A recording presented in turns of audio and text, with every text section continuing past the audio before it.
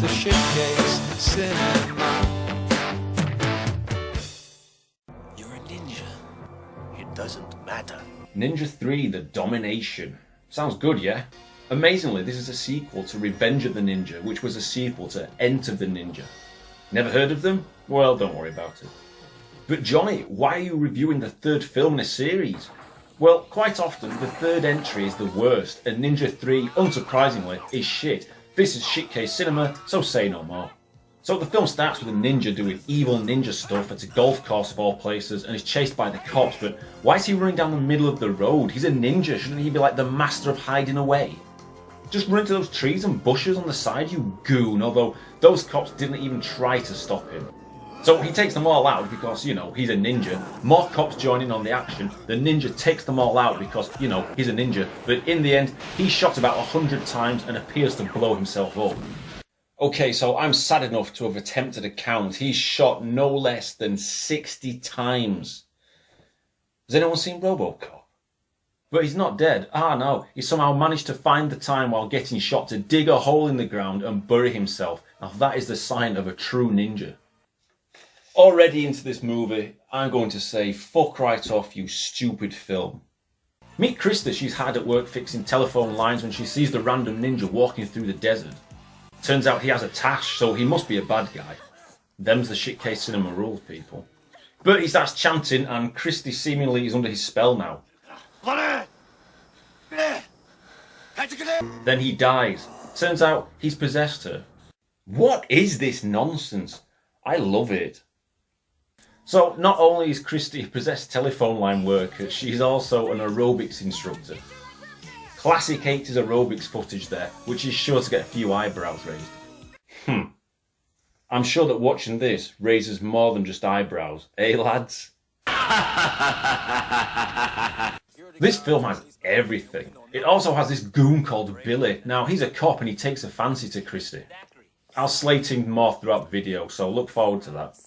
Now, she's not bothered about Billy, so decides to go outside and use her new ninja abilities out on a bunch of men who are acting like a bunch of over-the-top school bullies. Seriously, this film is so cheesy and ridiculous, it feels like a fever dream. Then Billy gives her a ride home, but gets pissed off when being rejected because he's a cop. I like being a cop. And if you don't want to go out with me just because I'm a cop, then the hell with you, lady! Amazingly, this somehow impresses her, and then they get on just fine and dandy. Anyway, jumping ahead before we slip into a coma, Christy has an arcade game in her home which randomly starts dancing around like a pillhead and blasting laser beams at her. Then a glowing sword starts floating out of her wardrobe before she heads off into the desert and finds a secret stash of weapons that he hid away at the very start. Wow, this movie is insanely batshit crazy. The director was clearly a genius at the top of his game. Thanks, Sam, you absolute boss. So Christy decides to take out a few cops who she remembers shot her, and the best moment has to be where she follows a cop with two random women into a spa. Beat it, bitch. But the two women just hang around and watch her kill the cop with a deadly ring. What is she doing to him? I don't know, but the bastard sure seems to be enjoying it, doesn't he? Hey, what's the matter with him? They have to be some of the worst wooden actresses I've ever seen in a film, and they're barely in it for 20 seconds. So then Christy proceeds to kill the two women, leaves, and is replaced by this guy who wears a strange medallion over one eye. Who is he? What's he doing? I don't know. I'm just wearing a beer mat to cover my one eye, and it really fucking hurts. I'm not even kidding. This elastic band is cutting off the blood to my brain, crushing my Shitcase Cinema shades. The shit I do to entertain you people. Meanwhile, Christy says to Billy, who is always around at her place now despite only knowing her for like 2 days, that she blacks out and has no memory of what happens. So that's quite concerning, isn't it? You'd probably say, go to the doctor, the hospital, get checked out. Nah, Billy's natural response is to take her to an ancient Japanese medicine man played by the legendary James Hong. He doesn't even ask her what her problem is, he just goes straight into chaining her up and giving her a puff of something which she doesn't even seem to question, so I don't know what kind of film this is turning into right now. But suddenly, holy shit, the film turns into a knockoff of The Exorcist. Who are you? So as you can see, the evil ninja spirit isn't too happy being chained up and starts spinning around like some kind of a fairground ride. You cannot stop me! I am a ninja! Right, I'm trying to process what I've just seen here, because why has the film become a horror movie all of a sudden? And why is she spinning around? This film has so many questions and you never get answers. So you may as well just make up your own storyline, because basically there isn't one here taking place. Okay, let's take a breather, have a drink and take a look at my top 5 random bullshit moments. Yeah, there are only 5, it's hard to believe, I know. Number 1, the ninja at the start takes out a bunch of people to golf course in glorious fashion, stabbing them in the hand with a ninja star, blowing a dart gun into a gun to make it explode, and just kicking ass in general. Although it's never as satisfying as Richard Harrison's amazing ninja films. Ah, good old Dickie, what a supreme ninja.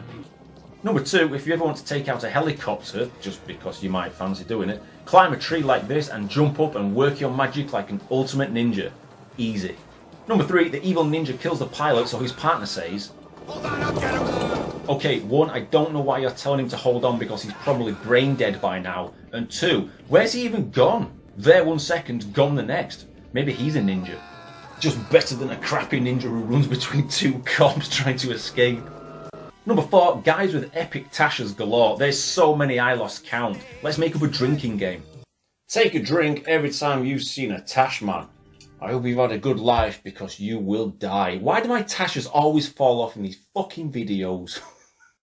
Number 5, Billy's efforts of trying to take Christy out are amazing. Take note, people, this is how you woo someone in style. How about some coffee? Whiskey? A daiquiri? Pizza? Taco? How about some candy? Oh, Billy, you're such a stud. And here's a bonus. Christy pours a can of VB, which is apparently some kind of vegetable juice, down her front to excite Billy. Words fail me, but at least he's going to get his 5 a day of fruit and veg, so that's good. Okay, back to the madness. So Billy loses his rag with Lo Pan. I heard ninja. I want to know what the hell that is. It is better you not know too much. Tell me, you old bastard, or I'm gonna bust you right now. And gets given some wonderful advice. Only a ninja can destroy a ninja. That is great. It reminds me of good old Dickie Harrison's ninja films. Only a ninja can defeat a ninja. I guess it must be true then.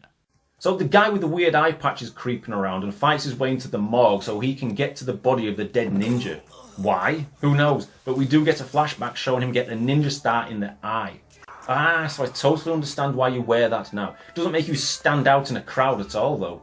I honestly think the filmmakers had just watched a bunch of horror films while taking copious amounts of cocaine, because Christy's house is going crazy and her getting sucked into the wardrobe is lifted right from Poltergeist. Look! Meanwhile, there's a funeral for a police officer. Hang on, we've seen a dozen cops die so far, but I guess only 1 is deserving of a burial. Lots more die when Christy the ninja rocks up and takes no prisoners. Hang on though, so she's killing cops who took part in the shootout at the start, yeah? But Billy was part of that shootout, so why does she put up with his lame ass? He tells lame jokes. I just want to take you back to my old neighborhood. There's a guy there I want you to beat up for me. Stalks her when she's trying to work, enters her aerobics class and has pathetic chat-up lines. If I was Christy, I'd be like, "You goon!" and then extract some ninja revenge. As always, if you like the channel and wish to support it, you can buy me a coffee on Buy Me a Coffee, amazingly. Or even better, purchase one of my books on Amazon on either paperback or download, or just help spreading the word of my novels would be greatly appreciated. There's only one thing more supreme than being an ultimate ninja wearing a Neil Breen mask. Find Johnny's books from Amazon on paperback or download. Do it now! Anyway, I digress. Where was I? Ah, yeah. So the cops are getting killed at a funeral like it's going out of fashion. Christy manages to escape when she climbs up a tree really slowly. I won't mention the 5 or 6 cops at the bottom shooting up at her and missing while she climbs slowly, because that would just be silly. But she jumps up and climbs to freedom, only to be faced with the guy with 1 eye. So 1 Eye chases her into an abandoned house where they fight for a while until 1 Eye gets arrested. That's when he tells Billy exactly what's going on. Well, I wish you'd tell us, because I don't know what the fuck's going on, 1 Eye. He also tells him to meet him with the sword at an old temple on top of the hill. Billy just goes along with it because he's getting paid to appear in this dirge, so at least he can pay the bills. But how's 1 Eye going to escape from 3 cops in a car? Well, check this out.